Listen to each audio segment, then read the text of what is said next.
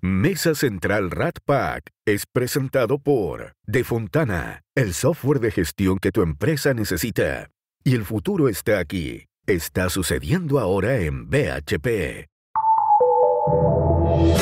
Lo escuchamos en Tele 13 Radio. Como comentábamos, solo tiene 20 días para armar las maletas y llegar al Palacio Quemado de La Paz, que es la sede oficial del Ejecutivo boliviano. Rodrigo Paz, que le dijeron muy interesantemente en una columna que el apellido se hereda y la presidencia se habita, es economista, hijo de un expresidente, exiliado, exalcalde, exparlamentario, muy religioso según se pudo ver en las últimas horas. Hizo su campaña en base a caminar por el país. Según él, recorrió 23.000 kilómetros a pie y en transporte público y tuvo un triunfo bastante holgado el domingo de casi 10 puntos ante el expresidente Tuto Quiroga, que era su contendor. Las encuestas anteriores no le daban ese margen, incluso algunos la daban por perdedor, así que fue una sorpresa importante. La Razón, junto a un grupo de analistas, y esto es súper cortito, pero es para darles un marco, dice por qué ganó. Ganó quizá en parte por algunos tuits racistas que se supieron en el último tiempo de cercanos a Tuto Quiroga, que fue más que los tuits, sino que no lo pudieron explicar bien. También el miedo, shock económico y algo de renovación. Con todo, Paz y su equipo le pusieron freno a un largo ciclo de izquierda en el país que fue liderado, Evo Morales, la figura más emblemática, pero en el último tiempo el presidente Arce, el paraguas del MAS, el movimiento al socialismo y todas sus diferentes versiones. Paz asume entonces el 8 de noviembre, lo que realmente es poco tiempo cuando uno lo ve así. 20 días para replantear 20 años, es lo que se dice en Bolivia. En medio de un ambiente que ya está un poquito tensionado, con brotes de violencia en las calles, y un desafío de gobernabilidad con un Congreso fraccionado, y hasta ayer, porque siempre hay algo más, hackearon la cuenta de WhatsApp del vicepresidente electo. Así que eso va a ser, él ya presentó la denuncia anoche y vamos a ver qué sale ahí. Pero hablemos de sus primeras señales y qué nos dicen de la relación con Chile.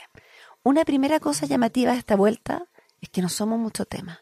Revisando todas las últimas discursos después de elecciones o discursos inaugurales de los gobiernos de este ciclo del MAS, siempre éramos temas. Salíamos siempre al ruedo por el tema de la reivindicación marítima principalmente.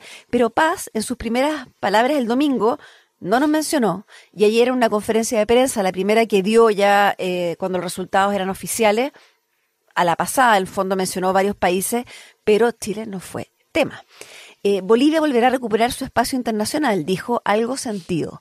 Deslizó un dolor que es interesante. Dijo que el 6 de agosto pasado el país cumplió 200 años desde su independencia y no fue ni un solo presidente fronterizo. Es decir, dijo, es como si tu hermano no fuera tu cumpleaños. Es como una isla en este mundo global que no vayan presidente. Muy raro. Sí, es raro. Sí, a quien sí le hizo guiño, sin embargo, sin ningún problema, y varios, fue al gobierno de Trump y a Estados Unidos, a quien confía parte de las soluciones que desde el 8 de noviembre no les falten sus hidrocarburos. Esa es la frase. También dijo que Brasil, Argentina y Paraguay los van a ayudar con algo de combustible. Esta es una señal de pragmatismo total en materia de relaciones internacionales. Una señal clara de que los temas internos tienen absoluta prioridad en la agenda, y los temas internos ya no de cohesión, como era lo que significaba tomar como este enemigo externo que podía ser Chile, sino que en base a quienes van a ayudar en temas concretos, como lo es, en el fondo, la benzina, que tiene abastecimiento, tremendas colas. Es como el otro lado de la moneda. Los gobiernos del MAS eran clave de conflicto para unir, acá es alianzas para solucionar temas específicos. En el caso de la benzina y el diésel, dicen además los políticos en ese país, hay una especie de veranito de San Juan, porque fue la gran promesa de la segunda vuelta. Por lo tanto, tiene que desde el 8 de noviembre tener suministro para tener un espacio para poder hacer otros cambios políticos. O sea, si las colas no paran esa primera semana, va a ser un problema. Pero aunque los chilenos dejemos de ser este flanco evidente, sí hay varios temas que nos tienen interesados. Primero, en los comandos presidenciales, especialmente en aquellos de la derecha, están mirando desde la primera vuelta ya bastante contentos del resultado, para que tanto Quiroga en ese minuto como Paz parecían ser aliados más sólidos que el actual gobierno para cerrar la frontera y coordinar esfuerzos contra el narcotráfico, que habían sido súper esquivas los intentos de coordinación con Morales y Arce. Por eso, más allá de las felicitaciones formales, el candidato José Antonio Kast ayer fue un paso más allá y dice, si soy elegido presidente, me comprometo a reanudar las relaciones diplomáticas con Bolivia desde el día 1. mirando hacia el futuro y dejando atrás las divisiones del pasado. Ahora se necesitan 2 para bailar tango. Sí. Ahora, cuando estuvo en la entrevista acá contigo, contacto telefónico después de la primera vuelta, Después ¿verdad? de la primera vuelta, sí. También deslizó que estaba en el fondo el ahora presidente electo Paz de acuerdo. Él habló de normalizar las relaciones. Sí. Nunca dijo la expresión reabrir relaciones diplomáticas, pero habló de normalizar las relaciones. Y acercarlas, ¿no? Sí, sin duda.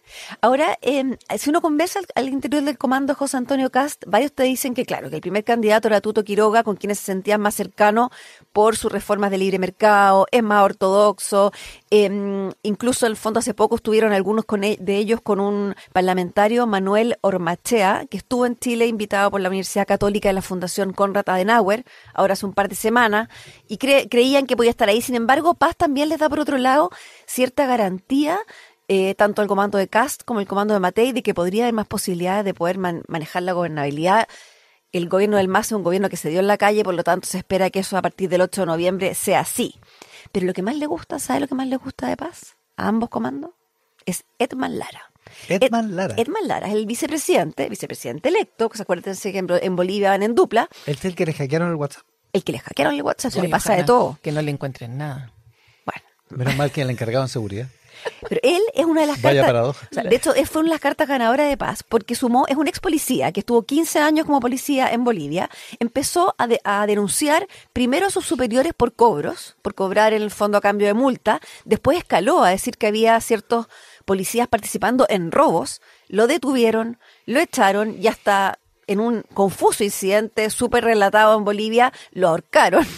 Finalmente está vivo. Lo ahorcaron sin éxito. Sin éxito, claro. Y dicen, ¿por qué están tan contentos acá de que Lara está ahí? Porque conoce bien por dentro las redes del crimen organizado y que si con él se puede tener, en el fondo, si él quiere tener una carrera política, como parece querer tenerla a todas luces, va a tener que mostrar algunos logros internos y externos. Entonces lo ven como un tremendo aliado. Sí, es una persona relativamente volátil en la relación con el presidente Paz. El primer día después del triunfo se estuvo medio distanciando porque Paz anunció que iba a hacer ciertos acuerdos parlamentarios que a él no le parecían, pero bueno, parece que ayer... Poquito rápido se Sí. desanimó. Ahora ayer llegó a la conferencia de prensa el segundo día, o sea, el primer día, y todo va bien. Sin embargo, le tienen todas las fichas puestas a este señor Edman Lara. ¿En qué consistiría esto? Sería, bueno, primero mantener todos los acuerdos que hay hoy día comerciales, tratar de acercarse a algo más estable y en base a eso generar una alianza que permita cerrar la frontera de una vez. Pero eso no termina aquí. Hay un tema pendiente que son los autos chutos, que entiendo que tú también lo conversaste, Iván, con él cuando estuvo acá en Tele 13 Radio. No, en esa vez la polémica por los autos chutos estalló como 3 semanas después de esa entrevista. Él dio una declaración en un canal de YouTube en julio que decía, o sea, la frase era, parece que fue un pecado tener un auto chuto, lo vamos a legalizar porque negarlo sería un grave error. Este es un canal chiquitito que después de que cuando llegó a esa primera vuelta salió, explotó, la redacción de Paz la ha ido matezando, pero en algún minuto nos tiró la pelota de vuelta para acá, dijo, ¿qué pasa con la policía, con los carabineros chilenos? A lo mejor son ellos los que se roban los Le contestó el general director de carabineros chileno Marcelo Araya y el presidente del Senado Manuel José Sandón. Y la pregunta es, ¿qué se hace con eso? Según los diarios bolivianos, se estima que podría haber hasta 500.000 autos chutos, perdón, dale con chuto. Que nos gusta la palabra. Es un Sí. gran adjetivo. Chuto. Sí. Chuto, sí, pero en el fondo no todo Este informe, por ejemplo, no es chuto. Claro, No, no, y suena como argentino además. suena. Pero son Sorre 500, chuto. Lo que, sí, ahora son sí, 500.000. sí. Ahora, no sé si es bueno o malo. Pero tiene onda. Tiene onda, sí, es Sí, verdad. pero va a ser un tema, chuto tema. Pero además hay un tema Aquí con- queremos chuta el tema. Entonces tenemos, en el fondo, este interés por acercarse, sobre todo en la parte policial, una preocupación por los autos chutos, a ver qué va a pasar con son 500.000 autos. Y lo tercero es un tema económico que tiene que ver, tenemos relaciones nosotros comerciales con ellos, pero poquita. En el fondo, Bolivia está en una situación económica bien complicada, 18% de inflación, un tercio de la población bajo la línea de pobreza. ¿Saben cuánto tienen de reservas internacionales? ¿Cuánto? 100 millones de dólares. 100. 100. Las Sí. reservas. Las reservas internacionales son 100 millones de dólares. O sea, están en el fondo bien agua al cuello. Pero así todo tenemos marcas chilenas que están allá, CCU, Embonor, varias distribuidoras de autos. Pero cuando De yo autos les- no chutos. autos no chutos. Pero cuando les digo el nivel de inversión chilena que hay allá es más o menos el equivalente a lo que sería construir 2 malls en Santiago. O sea, todavía es algo muy chiquito. Sí. Entonces las fichas estarían puestas en otros grandes áreas como el litio. Ahí se está hablando de una alianza Chile-Argentina-Bolivia en términos de litio, que tenemos entre los tres países el 50% de la reserva. Una cosa es tener reserva y otra explotarla. Y ahí varios ven un espacio de colaboración entre Chile y Bolivia en esta nueva etapa. Pero hay un problema, porque nada es fácil, ¿o no? El presidente saliente Arce trató de imponer con mucha dificultad un acuerdo con un operador ruso y un operador chino en un contrato por 2.000 millones de dólares. O sea, hagan una idea cuando les digo lo de las reservas, lo que significaría ese contrato. Claro. Lo trató de dejar amarrado, el Congreso se resiste, pero de caerse eso habría más opciones para entrar a ese mercado del litio en Bolivia. Sí, porque no avanzó demasiado ese contrato, ¿no? Lo que pasa es que Los rusos y los chinos, como no. Arce, o sea, el presidente Arce hasta el último día, o sea, hasta ahora se la está jugando porque se apruebe. Esforzó. Claro, son 2.000 millones de dólares que entran a las arcas fiscales en un escenario como el que te digo. Sí, porque deja amarrado el... Ahora, Paz ayer anunció que va a transparentar el contrato, va a decir de qué se trata, qué significa, y en base a eso se va a tomar una decisión. Es parecido a lo que pasa acá con Codelco Secueme. Claro, vamos a tener ahí una mirada pronto. Tele 13 Radio Podcast, lo que tienes que escuchar. www.tele13radio.cl